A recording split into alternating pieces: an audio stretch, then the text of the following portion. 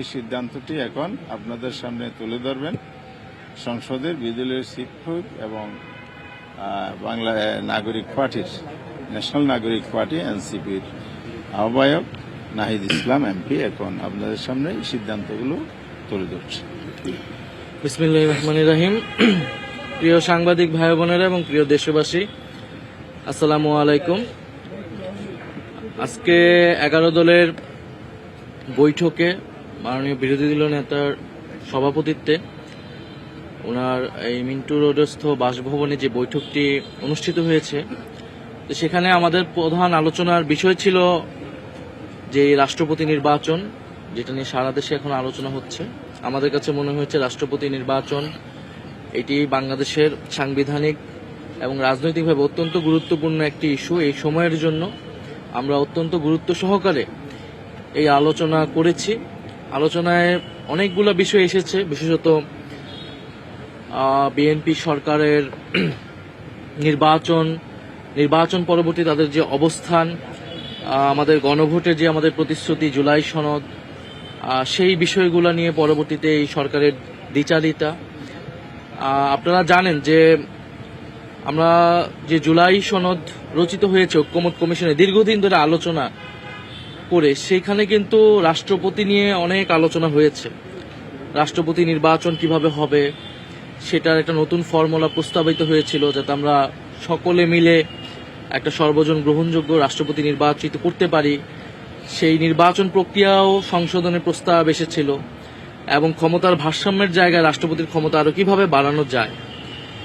তো আমাদের প্রত্যাশা ছিল যে নির্বাচনের পরে আসলে রাষ্ট্রপতিটা নির্বাচিত হবে জুলাই সনদ অনুযায়ী। আমাদের গণভোটের যে ম্যান্ডেট জনগণ দিয়েছে, 70% জনগণ আমাদেরকে দিয়েছিল, সেই জুলাই সনদ বাস্তবায়িত হবে, সংবিধান সংস্কার পরিষদ হবে। এর মধ্য দিয়ে আমরা রাষ্ট্রপতি একটা নতুনভাবে সংস্কারকৃত সংবিধান অনুসারে আমরা নতুনভাবে রাষ্ট্রপতি নির্বাচিত করতে পারবো, এটা আমাদের প্রত্যাশা ছিল, যেরকম আরো অনেকগুলো প্রত্যাশা ছিল। কিন্তু আমরা দেখেছি যে এই সরকার গণভোটের গণরায়কে অস্বীকার করেছে এবং তারা জুলাই সনদের বাস্তবায়নের কোনো ধারাতেই নেই।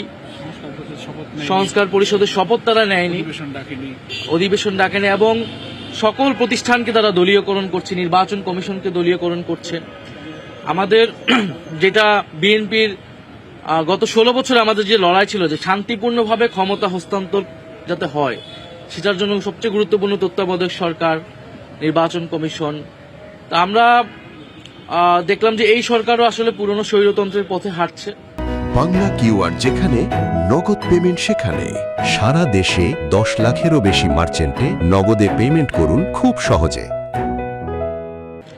এবং আমরা কিন্তু প্রথম অধিবেশনের একদম প্রথম দিনেই আমরা বলেছিলাম যে এই ফ্যাসিবাদের দোসর চুপ্পু, তাকে রাষ্ট্রপতি থেকে অপসারণ করে নতুন রাষ্ট্রপতি যাতে দ্রুত সময়ের মধ্যে দেওয়া হয় জুলাই সনদ অনুসারে। তো সেই রাষ্ট্রপতিকে তারা 6 মাস রেখে দিল এবং তাকে এখন একটা ফ্রি এক্সিট দেওয়া হচ্ছে, কোনো ধরনের বিচারের আওতায় আনা হচ্ছে না। এটাও আমাদের কাছে সন্দেহজনক। এবং এই যে 6 মাস টাইম তারা বৃদ্ধি করলো, এটা আসলে কোন ষড়যন্ত্র বা কোন পায় তারা মাথায় রেখে এটা করছে। কারণ আমরা জানি পরবর্তী 5 বছর যখন অতিক্রম হবে, এই রাষ্ট্রপতি সেই সময় থাকবেন এবং তখন তত্ত্বাবধায়ক সরকার কিভাবে হবে, এই রাষ্ট্রপতি যিনি রাষ্ট্রপতি হতে যাচ্ছেন হবেন, তার ভূমিকা কি হবে, এই পুরো বিষয়টা কিন্তু জাতির সামনে একটা সন্দেহ তৈরি করে। কারণ আমরা বিএনপির অতীত ইতিহাসে দেখেছি তারা সবসময় চেষ্টা করেছে এই ট্রানজিশনের সময়গুলো যাতে নিজেদের হাতে ক্ষমতা থাকে, সেটা তারা বিভিন্ন সময় চেষ্টা করেছে এবং বাংলাদেশে অনেকগুলো রাজনৈতিক সাংবিধানিক সংকট তারা তৈরি করেছে। তো এই বিষয়গুলা আমাদের দীর্ঘমেয়াদী বিষয়গুলো আলোচনায় এসেছে এবং সেগুলো নিয়ে আমরা হয়তো আরো কথা বলবো। তবে যেটা সাম্প্রতিক বিষয়, আমাদের 11 দলের বৈঠকে সিদ্ধান্ত হয়েছে যে এই রাষ্ট্রপতি নির্বাচনে আমরা 11 দলের পক্ষ থেকে আমরা অংশ নিব, আমরা প্রার্থী দিব। এবং যেহেতু 11 দল আমরা ঐক্যবদ্ধ আছি পার্লামেন্টে এবং বাইরে গণভোটের জন্য, সেই জায়গায় আমাদের কমন প্রার্থী থাকবে, ঐক্যবদ্ধ প্রার্থী থাকবে। এবং আমরা সিদ্ধান্ত নিয়েছি আমাদের বৈঠকে আমাদের পক্ষ থেকে এই রাষ্ট্রপতি নির্বাচনে প্রার্থী হবেন আমাদের 11 দলেরই শরিক দল এলডিপির সম্মানিত চেয়ারম্যান এবং বাংলাদেশের একজন অভিজ্ঞ রাজনীতিবিদ এবং রণাঙ্গনের মুক্তিযোদ্ধা ছিলেন। বিভিন্ন সময়ে মন্ত্রণালয়ের দায়িত্ব পালন করেছেন। বেশ কয়েকবার 6 বারের মতো তিনি জাতীয় সংসদ সদস্য নির্বাচিত হয়েছেন।